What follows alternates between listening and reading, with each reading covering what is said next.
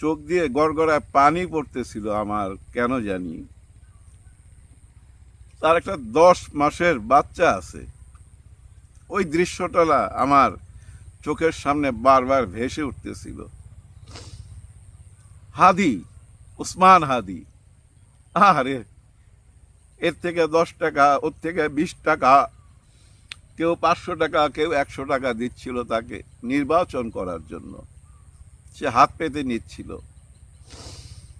জানেন, গুলি লাগার ঘন্টা দেড়েক আগে একটা স্ট্যাটাস দিছে, সেখানে লেখা আছে যে আমার কোনো পোস্টারও নাই, ছিঁড়ে ফেলার কোনো চিন্তাও নাই, যে পোস্টার যে লাগামো এবং কেউ যে ছিঁড়ে ফেলবে এরকম কোনো প্যারা আমার মধ্যে নাই। সোজা সাজা কথা। সকালবেলা মসজিদের সামনে যা দাঁড়ায় থাকতো, ফজরের নামাজের সময় মসজিদে দাঁড়ায় থাকতো, একটা হ্যান্ডবিল দিত, ভোট চাইতো, সোজা সাজা ভাই। তারা ওদিন 5 ভাগে ভাগ হয়েছিল, তারা কয়েকজন মিলে, যে তোমরা একদিকে যাও, তোমরা একদিকে যাও। এবং হাদি নিজে ওই বিজয়নগরের পানির ট্যাঙ্কিটা যে আছে ওইখানে এসে গেছে। ওইখানে তার ভোট চাওয়ার ব্যাপারে সবার সঙ্গে যোগাযোগ করে একটা রিক্সা নিয়ে যখন যাচ্ছিল, তখনই একজন শুটার, প্রশিক্ষণপ্রাপ্ত ভাই, একদম পেশাদারি, কারণ রানিং তো, রিক্সাও যাচ্ছে, বাইকও যাচ্ছে, ওর মধ্যে গুলি নিশানা লাগানো, একটাই গুলি করছে, সে একটা গুলি ভাই এদিক দিয়ে ঢুকে এদিক দিয়ে বের হয়ে গেছে। এই মুহূর্তে এবার কেয়ার হাসপাতালের খবর আমি জানি। আলহামদুলিল্লাহ, আল্লাহর কাছে শুকর গুজার করি, হাদি নিঃশ্বাস নিতে পারতেছে। হ্যাঁ, হাদি বেঁচে আছে। তার মাথার খুলিটা পুরা খুলে ভাই, ভিতরে রক্ত জমছিল, গুলির কিছু কণা থেকে গেছিল, সেগুলা বের করছে, সেগুলা পরিষ্কার করে আবার সেট করা হয়েছে, এবং সে নিঃশ্বাস নিতেছে, ওষুধ নিতে পারতেছে। তার মানে আল্লাহ ওনাকে বাঁচায় রাখছে, নিশ্চয়ই আমাদের মধ্যে ওনাকে ফিরে আনবে আল্লাহ, এটাই আশা করি। হ্যাঁ ভাই, সবাই দোয়া কাজে লাগে ভাই, দোয়া কাজে লাগে। দেখেন, বেগম খালেদা জিয়ার জন্য পুরা দেশবাসী দোয়া করাতে আজও উনি বেঁচে আছেন। যেমন অবস্থায় চলে গেছিল ভাই, আশাই ছেড়ে দিছিল সবাই, ঠিক তেমনি গতকাল রাত পর্যন্ত ভাই আশা ছেড়ে দিয়েছিলাম হাদির। হ্যাঁ, হাদির ব্যাপারটা না এত জটিল মনে হচ্ছিল, কারণ ডাক্তার বারবার বলতেছিল যে আমরা কোনো আশা করতেছি না, খুব ক্রিটিক্যাল অবস্থা। এই ক্রিটিক্যাল অবস্থা থেকে একমাত্র আল্লাহই পারে তাকে উদ্ধার করতে। এমন কথা যখন ডাক্তার বলে তখন তো ভাই হতাশা গ্রাস করে। যাই হোক, এই মুহূর্তে হাদি ভালো আছে, আপনারা সবাই দোয়া করবেন। হাদিকে দরকার আছে ভাই। কয়জন হাদিকে মারবে, তারা কয়জনকে মারবে? এই শুটার কে আমরা জানি না, কিন্তু আমরা এইটুক বুঝতে পারি কাদের কাজ। কারণ যারা বারবার হুমকি দিচ্ছিল যে 11 তারিখে নির্বাচন ঘোষণা করার পর তাদের আসল চেহারা দেখতে পাবো আমরা, তারা হুমকি দিয়ে যাচ্ছিল। তো এমনও শোনা গেছে 70 থেকে 80 জন কিলারকে বাংলাদেশে ঢুকানো হয়েছে। এই বিভিন্ন বর্ডার দিয়ে ঢুকে গেছে তারা। টাকা পয়সার ব্যাপার, মানি ইজ বিগ পাওয়ার, সবসময় বলি, যাদের কাছে টাকা আছে ভাই তাদের সঙ্গে পারা খুব কঠিন, কিন্তু পারতেই তো হবে। টাকা তো তাদের ছিল, তাদের কি না ছিল, আর্মি ছিল, র্যাব ছিল, পুলিশ ছিল, প্রশাসন ছিল, এবং তাদের সেই হেলমেট বাহিনী ছিল। সব কিছুই তো পতন হয়ে গেছে, তারপরও তো তাদেরকে পালায়া যাইতে হয়েছে। দেখেন, এই খুনি কে, এটা আমরা এইটুক তো আন্দাজ করতে পারি, কিন্তু আমরা এভাবে বলতে পারি না যে উনি খুনি, উনাকে আমরা দেখাই দিতে পারি না। মানে আমি কি বলতে চাচ্ছি বুঝছেন? মির্জা আব্বাস সাহেব যখন হাসপাতালে দেখতে গেল তখন মনে হচ্ছিল যে উনিই খুনি। ওনার দিকে ভুয়া ভুয়া যেভাবে স্লোগান তোলা হয়েছে, আসলে হয়েছে কি জানেন, সবাই তো ইয়াং, ওদের মনের মধ্যে ক্ষোভ। ওরা মনে করতেছিল যে তার প্রতিদ্বন্দ্বী, মানে মির্জা আব্বাস তো তার প্রতিদ্বন্দ্বী, তার কোনো হাত থাকতে পারে এই খুনের পিছনে, মানে এই গুলির পিছনে, হাদিকে আহত করার পিছনে এই হাত থাকতে পারে মির্জা আব্বাসের। ওই ইয়াং জেনারেশনের মনের মধ্যে যেটা আসছে, সেখান থেকেই ভুয়া ভুয়া স্লোগান দিছে, যেটা আমি মনে করি ঠিক হয় নাই। কারণ কি জানেন, এখানে একটা লজিকের কথা। ধইরা নেন যদি উনি না যাইতো হাসপাতালে, তাহলে আমরা কি বলতাম?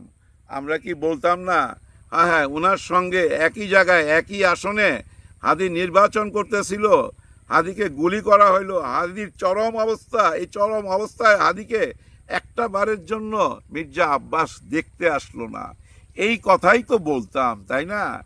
যার জন্য উনি গেছে, উনি তো পুরানা রাজনীতিবিদ, উনি বুঝতে পারছে যে আমি না গেলে বরঞ্চ আরো বেশি কথা উঠবে, যার জন্য উনি গেছে। কিন্তু যাওয়ার পর যা কিছু ঘটছে ওইটা ছিল ইয়াং জেনারেশনের ক্ষোভ।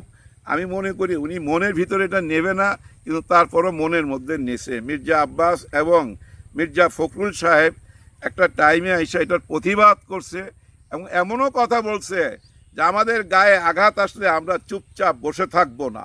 দেখেন উনি তো আর ইয়াং জেনারেশন না, উনি কিন্তু মুরব্বী, ওনাকে অন্যভাবে কথাটা বলা উচিত ছিল। আমাদের গায়ে আঘাত করলে আমরা বসে থাকবো না, এটা তো খুব স্বাভাবিক কথা, সাধারণ কথা, কোনো বিজ্ঞ রাজনীতিবিদের কথা হইতে পারে না। কারণ এই কথার মধ্যে তো উস্কানি আছে। ইয়াং জেনারেশন যা করবে একজন প্রবীণ রাজনীতিবিদ কি তাই করতে পারে, তাই বলতে পারে না। যাই হোক, রাত 9:30টার সময় মির্জা ফখরুল সাহেব একটা নিউজ দিল, যে নিউজটা আসলে সবাইকে চমকাইছে, সবাই অবাক হয়েছে এবং সবাই মনে করতেছে এই সময় কেন হাদি তো এখন মৃত্যুর সাথে পাঞ্জা লড়তেছে, ঠিক এই সময় কেন বলা হইল রাত 9:30টার সময় যে ওনাদের নেতা, ওনাদের লিডার তারেক রহমান সাহেব দেশে ফিরবে। দেশে ফেরার কথা শুই না ভাই বিএনপির মধ্যে আনন্দের জোয়ার বয়ে যাইতেছে, কারণ তারা হতাশ ছিল তাদের লিডার ফিরবে, এই জন্যই তাদের মনের মধ্যে আনন্দের জোয়ার বয়ে যাইতেছে, খুবই স্বাভাবিক কথা।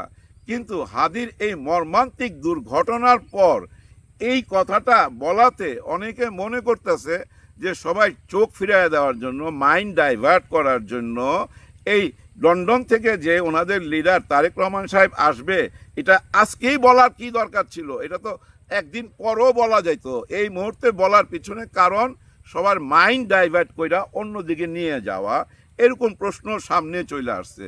যাই হোক, অনেক রকম প্রশ্ন আসবে, একে অপরের বিরুদ্ধে কথা বলবে, কারণ আপনি আমার প্রতিদ্বন্দ্বী, আমি তো আর মঞ্চে দাঁড়ায়া আপনার গুণ গাইতে পারি না, তাই না? আর আপনিও আমার গুণ গাইতে পারেন না, আপনিও আমার বিরুদ্ধে বলবেন, আমার দুর্বল জায়গায় হাত দিবেন, আমিও আপনার দুর্বল জায়গায় হাত দিব, আপনাকে নিয়ে বলবো। কিন্তু এই বলা বলিতেও গোলাগুলির মধ্যে যাইতে পারে না, তাই না? এই বলা বলি গোলাগুলির মধ্যে যাইতে পারে না, নিশ্চয়ই না। সবাইকে এক থাকতে হবে একটাই জায়গায়, যারা গোলাগুলি করতে চায়, যারা এই দেশটাকে ধ্বংস করতে চায়। হাদির বক্তব্য কি ছিল? হাদির বক্তব্যই একটাই, স্বৈরা শাসক আর ভারতের আধিপত্য। আঙুল তুলে তুলে একই কথা বলতেছিল, যার জন্য ওইখান থেকে হজম করতে পারে নাই। ওই যে কিলার নামায় দিছে ভাই, এই কিলার সাধারণ কোনো কিলার না, কিন্তু এই কিলার অনেক আগে থেকেই হাদির সঙ্গেই চলাফেরা করতেছিল, সব গতিবিধি লক্ষ্য করতেছিল, যাকে এখন বলা হচ্ছে কিলার। মানে কিলারদের মধ্যে একজনকে ব্লু জিন্সের প্যান্ট পরা, কালো একটা পাঞ্জাবি পরা, মুখে মাস্ক আছে, গলায় একটা মাফলার আছে, সেম লোকটাকে ওই বাইকের মধ্যে দেখা গেছে। বাইকের লোকটার সাথে এর জামা কাপড় এবং হাইট, চেহারা তো আর দেখা যায় না, মানে ফিগারটা কিছুটা হইলেও বোঝা যায়। তাকেই সন্দেহ করা হচ্ছে সে আওয়ামী লীগের কোনো নেতা মানে কি আওয়ামী লীগের মানে ছাত্রলীগের, এবং তার সাথে ওই যে কসাই কামালেরও যোগাযোগ আছে, আবার অনেকেরই আছে। আমি অনেকের সাথেই ছবি দেখছি তার, এবং অনেক নেতা কর্মীর সাথে তার ছবি আছে, এবং এই জুলাই যোদ্ধাদের সঙ্গেও তার ছবি আছে।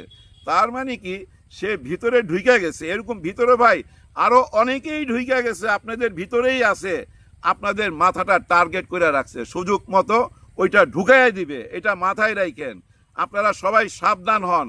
দেখেন হাদি বারবার স্ট্যাটাস দিতেছিল, বলতেছিল, মানে তার জীবনের উপরে 30 বার হুমকি দেওয়া হয়েছে, এই কথাগুলো তো বলতেছিল।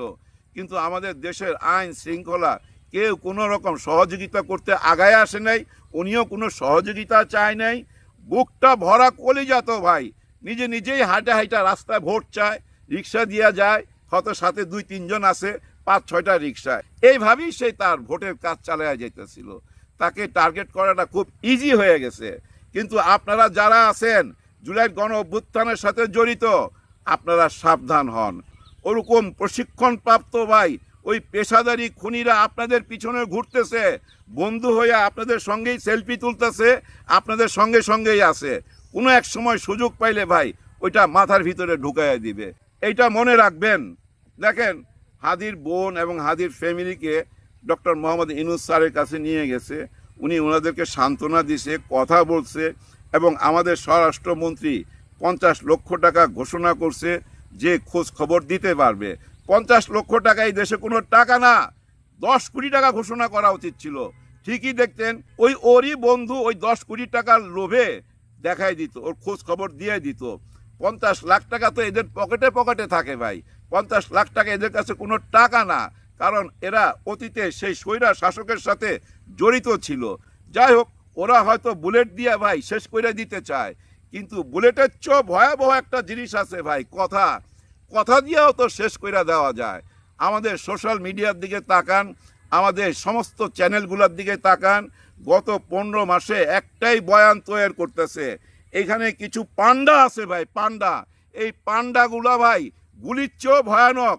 এরা মুখে যেসব কথা বলে, একটা জিনিস তারা এস্টাবলিশ করতে চায় তাদের বয়ানের মাধ্যমে, যে আওয়ামী লীগ ছাড়া নির্বাচন হবে না, হইতে পারে না, আওয়ামী লীগ একটা বড় দল, তাদেরকে বাইরে রাইখা কিভাবে নির্বাচন হয়। কিন্তু আওয়ামী লীগ যে কি কি করছে এই পান্ডাগুলা একবারও বলে না ভাই। আওয়ামী লীগ যে পিলখানার হত্যাকাণ্ড চালাইলো, আওয়ামী লীগ যে শাপলা চত্বরের সেই হত্যাকাণ্ড চালাইলো, আওয়ামী লীগ যে জুলাইয়ের গণ অভ্যুত্থানে 1,500 মা বোনের বুক খালি করলো, 1,500 মানুষকে শহীদ করলো, 24,000-এর উপরে ভাই পঙ্গু করছে, হাত নাই, চোখ নাই, পা নাই, সেই কথাগুলা কিন্তু বলে না। তারা কি বলে, যে আওয়ামী লীগের মতো একটা বড় দলকে নির্বাচনের বাইরে রাখা নির্বাচন করলে এই নির্বাচন বৈধতা পাবে না। আর অবৈধ মানুষের নিয়ে নির্বাচন করলে বৈধতা পাবে কিনা সেই কথা বলার দরকার আছে। ওরা তো অবৈধ, গুন্ডা, পান্ডা, কিলার, ওদের মতো অপকর্ম এই বাংলাদেশে কেন ভাই, পৃথিবীর কোথাও খুঁজা পাবেন না এরকম অপকর্ম। এতটা অপকর্ম এই আওয়ামী লীগ করছে, যার জন্য শেখ মুজিবুর রহমান নিজেই আওয়ামী লীগকে নিষিদ্ধ ঘোষণা করছিল। বিরক্ত হইয়া, ত্যক্ত হইয়া তাদেরকে সামাল দিতে পারতাছিল না ভাই। গম চুরি, চাল চুরি, টাকা চুরি, লবণ চুরি এবং সব কিছু ভারতে পাচার করা, এগুলা দেখা স্বয়ং শেখ মুজিবুর রহমান নিজেই বাকশাল তৈরি কইরা আওয়ামী লীগকে নিষিদ্ধ করছিল। এই আওয়ামী লীগ তো নিষিদ্ধ একটা দল, তাদের প্রভুর কাছ থেকেই, যাদেরকে আপনারা পূজা করেন। ভুলে গেলে হবে, সেই দলটাকে এখন তো নিষিদ্ধ করতেই হবে, কারণ সেই দল তো ভাই কোনো বৈধ দল না, এরা একটা আন্ডারগ্রাউন্ড পার্টি। ওরা নিজেরাই বলে, এই দলের লিডার, ওদের ভয়েস দেখেন কি বলে। একজন বলতাছে আমরা গুলি কইরা মাইরা ফালামু, শেখ হাসিনা বলতাছে কথা কম, কথা কম, কইরা দেখাও, আমাকে কইরা দেখাও, আমি তোমাদের কথাই বিশ্বাস করি না। কিভাবে উৎসাহ দিতেছে খুন করার জন্য, অথচ উনি এই দেশের প্রধানমন্ত্রী ছিলেন। দেশকে কতটা ভালোবাসে একবার বুঝা নিয়েন। আরেকজন ভালোবাসতে আসছিল দেশটাকে ভাই, ডক্টর মোহাম্মদ ইউনূস স্যার। তার ভালোবাসাটা আমরা বুঝতেও পারি নাই, নিতেও পারি নাই, কিন্তু উনি চইলা গেলে বুঝতে পারবেন। উনি চইলা যাবে, ফেব্রুয়ারি মাসের 12 তারিখে নির্বাচন হবেই, এই নির্বাচনের পর উনি চইলা যাবে। তারপর আমরা বুঝতে পারবো উনি আমাদের কতটা ক্ষতি কইরা গেছে আর কতটা উপকার কইরা গেছে। এমন মানুষ আর পাবেন না, কোনোদিনই পাবেন না। আমাদের দুর্ভাগ্য, আমরা ডক্টর মোহাম্মদ ইউনূস স্যারকে ধৈর্য রাখতে পারি নাই। ওনাকে আমরা সবসময়, এই পান্ডাগুলোও ভাই সারা দিন রাত 24 ঘন্টা ওই টকশোর মধ্যে আইসা পায়জামার ফিতা নিয়ে টানাটানি, ডক্টর মোহাম্মদ ইউনূস স্যারের পায়জামার ফিতা নিয়ে টানাটানি করতো। এদেরকে কে থামাবে? কেউ থামাইতে পারতেছে না। অথচ দেখেন, কেউ কোথাও একটা জয় বাংলা স্লোগান দিলে আপনারা ধৈরা তারে কিল ঘুষা মারতেছেন, ধৈরা থানায় নিয়ে যাইতেছেন, পুলিশে দিয়ে দিতেছেন। অথচ এরা জয় বাংলা না বললো জয় বাংলার বড়টা বলে তো ভাই। এরা যা যা বলে তারা বুঝছেন বুঝাইতে চায় আওয়ামী লীগ ছাড়া নির্বাচন করাটা বৈধ নির্বাচন হবে না। তাদের চিন্তা ভাবনা কি জানেন? তারা বিশ্বাস করে, মনে প্রাণে বিশ্বাস করে তাদের মা ফেরত আসবে। হ্যাঁ, তাদের মা তো তাদেরকে কিন্তু টাকা পয়সা দিয়ে এই দেশে লালন পালন করছে গত 16 বছর, এটা মনে রাখেন। এদের মুখোশধারী, এরা মুখোশধারী। এরা ওইখান থেকে টাকা পয়সা পাইতো, এখনো পায় বলেই তো এখনো ওই বৈধতার কথা বলে। নির্বাচন বৈধ হবে কিনা অবৈধ হবে আওয়ামী লীগ ছাড়া সে প্রশ্ন তুলে ধরে। অথচ দেখেন ওরা টকশোর মধ্যে এই জাতির সামনে আওয়ামী লীগের ঢোল বাজায়, আওয়ামী লীগের গীত গায়, তাদেরকে কেউ কিচ্ছু করতে পারে না। সাধারণ একটা মানুষ জয় বাংলা স্লোগান দিলে আপনারা যা খপ করে ধইরা ফালান। এই জন্যই এই দেশের এই অবস্থা, বুঝছেন? আমাদের এই বুদ্ধিজীবীগুলোর জন্যই আমাদের দেশের আজকে এই চরম খারাপ অবস্থা। এরা সারা জীবন ভাই একটা মুখোশধারী শয়তানের ভূমিকায় পালন করছে। এই শয়তানগুলোর জন্য আজকে আমাদের দেশের এই চরম খারাপ অবস্থা। যাই হোক, ডক্টর মোহাম্মদ ইউনূস স্যার তো চলেই যাবে, যারা ক্ষমতায় আসবে তাদেরকে বলবো ভাই আমাদের দেশটা নিয়ে আর ছিনিমিনি খেলেন না। একটা জিনিস মনে রাখেন, আপনারা যে যা কিছু করেন না কেন, কিন্তু তলে তলে ভারতের সঙ্গে যদি আবার সেই আওয়ামী লীগের মতো হাত মিলান, তলে তলে যদি দেশটাকে খায়া দিতে চান, দেশের জনগণ ছাড়বে না, এক হাদি চলে যাবে ভাই।